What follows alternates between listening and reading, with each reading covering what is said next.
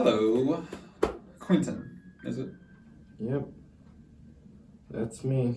I heard you went through something extremely traumatic. Can you tell me what happened? No, I'm good.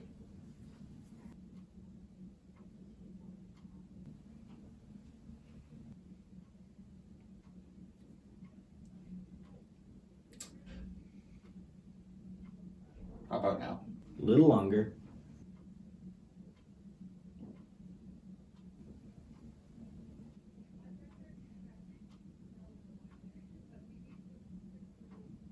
Now?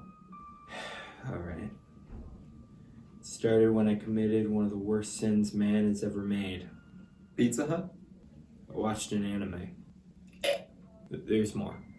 No.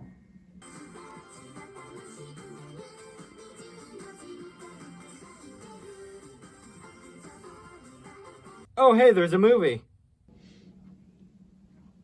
You're kidding. Wait, I'm not done yet. Is that it? Yeah, pretty much. You killed 4 people! Oh my god, are they okay? Yeah, they're fine, but why are you in this huge mental facility if all you did was watch a bad movie? There's a wall of office supplies behind you. This is all we could get on such short notice. Apparently, going crazy is all the rage these days. Glad I got in before it went out of style. I guess, how are you feeling? There's nothing in this mug. So, bad. Crazy. Really? I went to the bathroom and the toilet had a face. You're exaggerating. Hold on, let me check. Give it to me straight. Number 1 or number 2? Number 3. God, I hope you mean vomit. Yeah, I'm crazy. Right, okay, well, I think the only way to move on with all of this is head on. We need to address the trauma you have, so why don't you just tell me everything that happened after you put in that disc? Well, that was diarrhea. Screw it, let's make a video.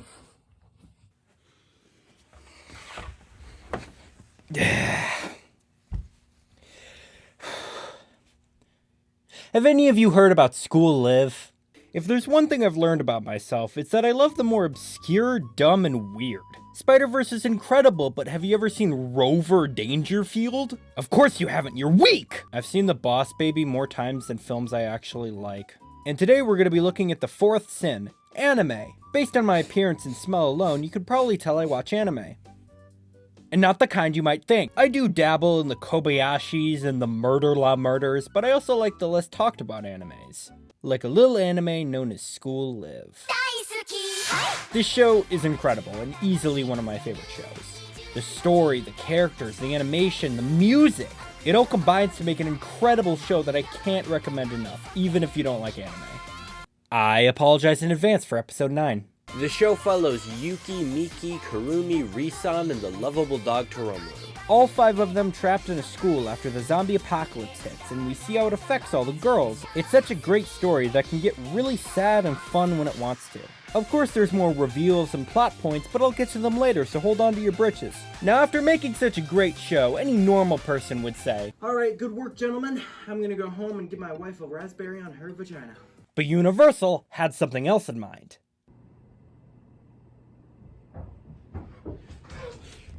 Okay, guys, new plan. What if we ruin everything? I mean, they have the iconic Mr. Shovel. This isn't real. This can't be real. I refuse to believe this is real. This looks like a fake fan project. What you're looking at right now is a mistake. This little film was made in 2019 in Japan and was distributed in the US in 2021.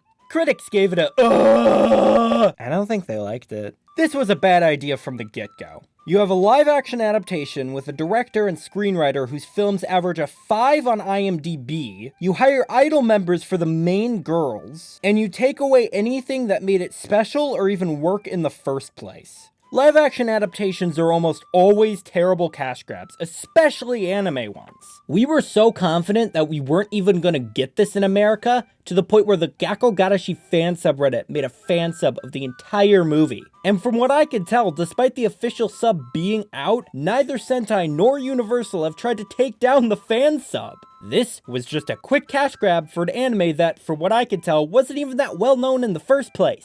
I think the only way to tackle this is head on. Welcome to HE double hockey sticks, everyone, because we are rolling. So we obviously start the film with Yuki waking up in school, seeing as though she's the main character.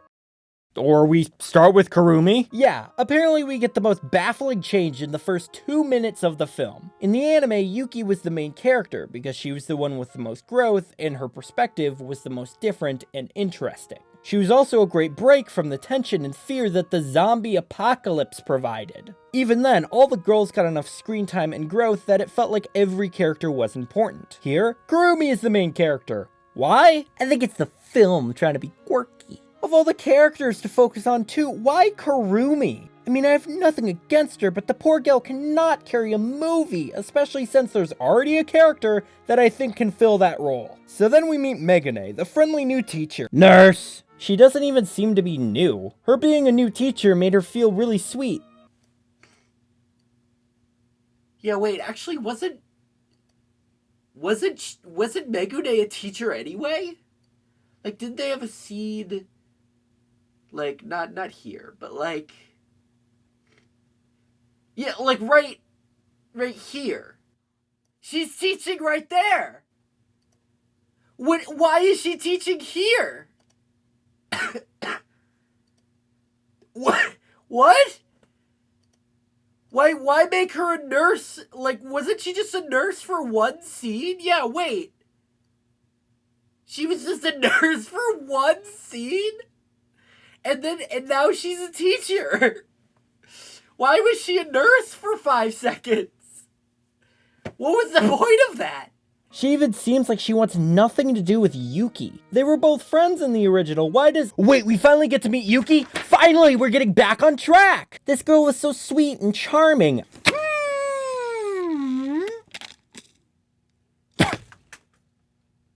Huh? That's Yuki? You went from this adorable pink-haired excited girl to this plain-ass regular-looking girl. Everything about her original design is just gutted, including her hat. Hey, Issei, director and screenwriter of this film, not sure if you got the memo, but Yuki's hat is one of the most recognizable parts of her design and even the show. It was even part of the original logo. Was it really that hard to find her a hat? I found one on Amazon for 16 bucks. And for her hair, would it kill you to just buy some hair dye? You might think this is nitpicking, but I don't see it that way. Not only is Yuki's design recognizable, but you can tell everything about her just by looking at her.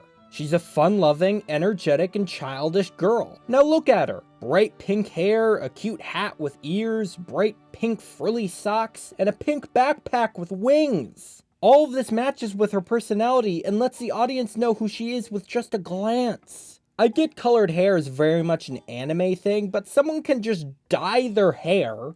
Like, that's a thing people do. Surely this professional film can afford it.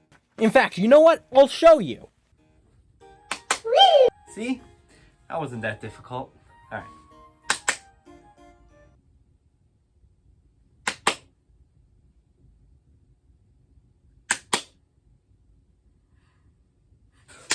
Hey, Quentin, have you seen my... Never mind.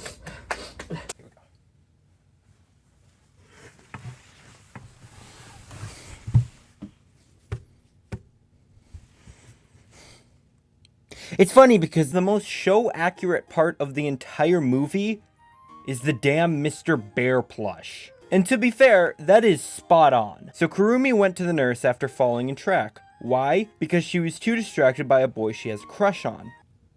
This is a plot point now. In the anime, this boy was mentioned, but he had way less screen time. For some reason, the first 8 minutes of this film, this random boy and Kurumi are front and center, and it doesn't matter. I don't care about this desperate attempt to make Kurumi's character more meaningful. She was perfectly fine the way she was. Why add a pointless love interest? Another thing I should point out is the acting. No one seems like they want to be there, except maybe the girl who plays Yuki. She's having a ball. Obviously, I can't speak in this odd moon language, but in some scenes it's very noticeable that some of the actresses aren't actresses. I guess the girls who play Kurumi and Yuki are certainly trying. Nanami Abe? Nanami Abe? Hold on, let me look this up. Nanami? Huh. Hell, the girl who plays Kurumi, Nanane Abe, seems like she has some acting experience. But to be fair, it's not like any of these girls have anything to work with. I'm gonna do us all a favor and skip to the good stuff. Get it? Alright, so we're finally getting started. In the anime, the first character we meet is Yuki, which makes sense because she's the main character. We learn about all of her characteristics in the first scene we see her in. She's waking up late for school, and it's very clear this is not the first time this has happened. We see her getting ready and she knocks over a box of ping pong balls. Then, when she's out the door and all ready, she runs through the hall smiling and super happy. Right off the bat, we learn she's kind of an airhead, super clumsy, but also super happy and cheerful. We learn that in like a minute and 30 seconds, and we barely have any dialogue. We get even less screen time with the other girls, but we still learn just as much. When Kurumi is asked about her shovel, she's more than happy to talk about it, but when she's being ignored, she gets annoyed. 褒められてないぞ。もうくるみちゃんは朝から厳しいな。てか朝からなんで喋る？ふふん、知らないな。第一次大戦の3号戦で When Yuki calls Miki Mikun like she usually does, Miki gets flustered and sort of annoyed. ミー君何をした武器？さあミー君はやめてください。聞けよ！ And the first thing we see Risan do is make breakfast for all the girls and tell everyone to tidy up. 今日はミートソースよ。リーさん大好き。もう残りのお皿持ってきて。We learn that Kurumi is a bit aggressive, we learn that Miki is shy and very reserved, and we learn that Risan is the more big sister or motherly figure. For some reason, Kurumi is shown to be the clumsy one waking up. Cool. I just hate how they wrote Kurumi. Kurumi was mature and tough, but at the end of the day was just as scared as the rest of the girls. In fact, a running theme with every character seemed to be repressing trauma or masking fear. Now every character feels like they just say whatever they have to say to make the script move along. Anyways, we get to see the girls go about their day-to-day school life. Yuki gives the speech she gives in the manga and the anime about her love for school, except the context and the intent is completely missing, which makes it just sound like an exposition dump that's completely pointless. In fact, they really seem like they just want to dump all the details early on, like the big reveal. So Yuki is in denial about the zombie apocalypse, so much that she imagines people and situations as a way to cope. In the anime, the entire first episode is from Yuki's perspective. This wasn't just for a fun reveal, but it was also a way to see how Yuki sees the world. This makes the real world outside of Yuki's illusion seem more terrifying and for us to sympathize with Yuki even more. Not only that, but it's clear Yuki's world isn't perfect either. Teachers are still rude, friends still tease, and Yuki is still seen as some weird slacker by her peers. She doesn't want a perfect life, she wants her life back. In the movie, however, all that depth and character, completely gone. All of her friends and teachers just love her. That is so unrealistic. Other people don't like other people. Right? We see Kurumi and Yuri going out to get supplies and... You know, for something like this to happen, someone would have to watch the anime and read the manga and say, you know what, this is great and all, but you know what it needs? Jump scares. That's what this is missing. God, even the zombies are boring. In the anime, the way they showed the zombies was really creative and neat. They had this otherworldly, weird look to them. It was awesome. They actually looked threatening and cool. Here though, yeah, just slap some dirt on them and give them contacts. That's good enough. Not to mention, they look less like they want to kill and more like they want to cuddle. Get over here. You so bad. I just want to give you a hug. Give grandma a smooch. So they find like 12 spaghetti noodles and a girl. It's that easy? Who is this aggressive, dark-haired girl? What, haven't you seen the show? That's obviously Miki. I mean, come on, it's not the film's fault you're a f***ing idiot. Why is her hair darker than every night I close my eyes and dream of the downfall of humanity, leaving only a cold, lost planet doomed to rot away? I don't know. In the original anime, Miki was a shy, scared, and nervous girl who, despite all of that, was very brave. Now, seeing how Miki was originally nervous and shy, the film Miki is obviously stone cold and rude. What's the point of even making this the same character if you're just gonna make her a completely different person? Miki could be standoffish, but the girls took her in and saved her life. In fact, the mall is nowhere in this movie. I mean, it's only the place where they met Miki and Toromaru and set up Miki's entire arc. In fact, where's Kei? I would say they've probably never seen the anime or read the manga, but they try to recreate the spaghetti scene, and like everything else, they manage to mess it up. Of course, in animation, you can fully exaggerate and explore the gag. おいしい。あゆきちゃんもご飯はちゃんとよく噛んで食べてね。ラジャー。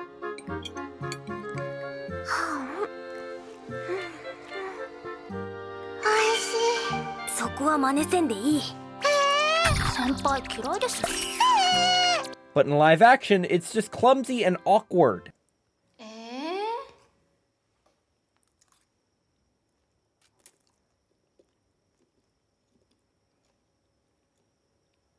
おいしい。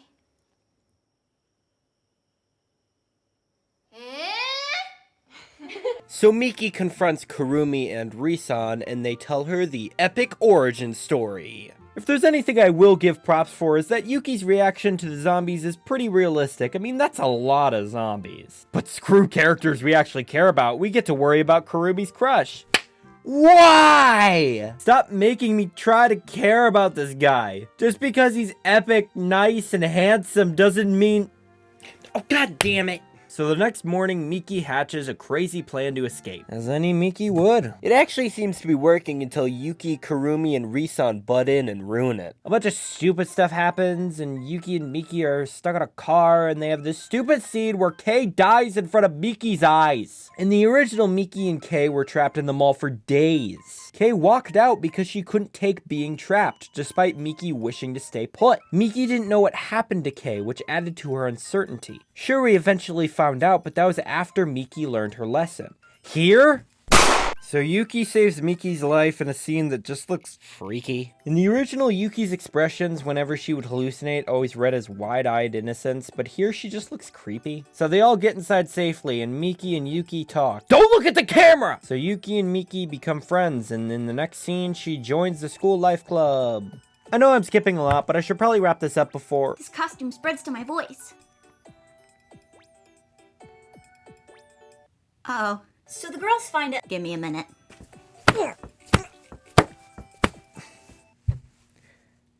Testing, yeah, we're good. So the girls find a room filled with tons of food and canned bread. This town is great! And canned beef, which is still Yuki's favorite food in the movie. Not gonna lie, that's a cute bit of fan service. Aww, maybe they do care. What's next? Skip. So we get a montage of the girls bonding, and they decide to make a school festival. Risan talks to Megane in private about how everyone's doing. I'll explain why that's idiotic in a moment, don't you worry. They basically work hard to make this room or something. That'll definitely not be destroyed in the climax. This fun is interrupted, however, with a... a zombie on fire.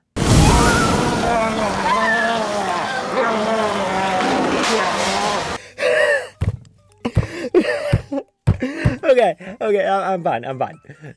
You seem to be fine. Even enjoying yourself. Oh, I'm not done. So the girls split up and they all find themselves trapped. Now, of course, what they do is they have Yuki finally acknowledge the zombies and reincorporate her Nope. Yeah, instead of wrapping up the arc of a character who literally hallucinates people and having a nice ending about learning to move on, Kurumi learns that lesson instead and gets closer with this new character we don't care about. What was the point of awkwardly throwing in Yuki's speech about school if you aren't gonna do what the whole speech is for? In the original, Yuki finally accepted the situation she was in because it was so in her face. Kurumi was gonna turn into a zombie, Toromaru was already a zombie, and Miki was gonna die. She goes on the intercom and says how she loves school, but it's time to go home. It's time to wrap up. It's time to move on. 最近学校が好きだ。変だって言われそうだけど、学校ってすごいよ。物理実験室は変な機械がいっぱい。音楽室、綺麗な楽器と怖い肖像画。放送室、学校中がステージ。何でもあってまるで一つの国みたい。こんな変な建物他になくて。私は好きです。みんなで一緒に、時には一人で。楽しいことも悲しいこともいっぱいいっぱいあって、だから私はこの学校が大好きです。ずっとずっと好きだから、だからここにいるんだよね。でもどんなにいいことも終わりはあるから。ずっと続くものはなくて、それは悲しいけど、でもその方がいいと思うから。だから学校はもう終わりです。いつかまた会えると思う。でも今日はもう終わり。今学校にいるみんな、こんにちは。ありがとう。さようなら。また明日。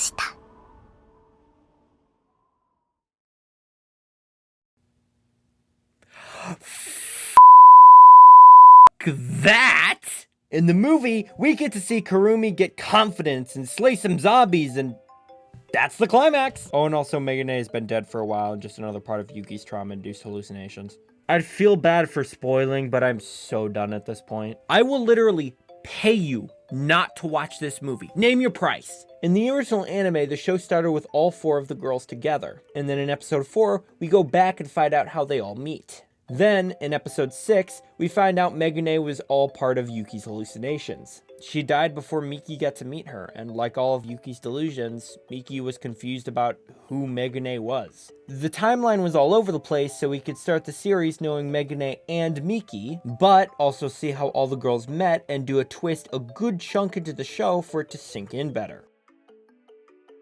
They also didn't have Risan talk to Megane by herself. There are 3 scenes where Megane and Risan are talking to each other before this twist, and now we know she's talking to nothing. This is entirely done purely for the audience's sake. Not to mention, Miki could have very easily asked, "Who's Megane?" the second Yuki introduced her. Here, I'll show you. Hey, this is Risan. Don't mind the fact she's weirdly scared of me touching her. This is the rude-ass bitch that stole my spotlight. This is my chest, and this is Megane. She's... Who's Megune?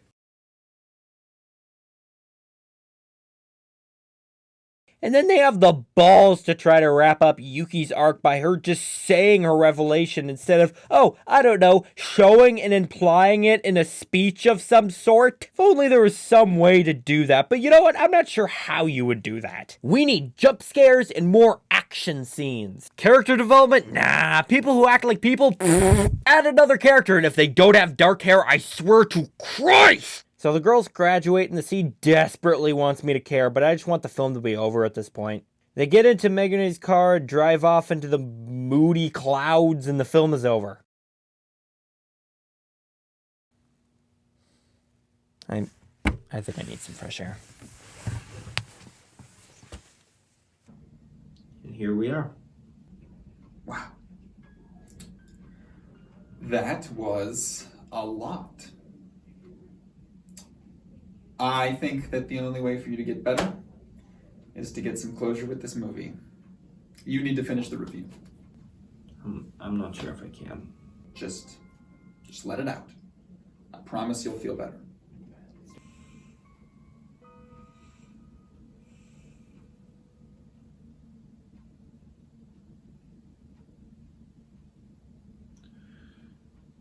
If it's not obvious enough already, this film sucks. And honestly, I don't even think Universal cares about this thing, because you can watch the entire thing free on YouTube if you want. This film fails on every level to the point where it's honestly impressive how much they miss the point of the original. There's no passion, no soul. It misses every part of why the original worked, and it adds things that are so generic it feels out of place. The music is so by the books, the acting is stale, the special effects are so uninteresting, and worst of all, the writing is awful. This is a textbook example of how not to make an adaptation. And even though I just spoiled the original, I definitely suggest watching the anime or reading the manga. It's wonderfully done and I can't suggest it enough. This film, however, just pretend it never existed.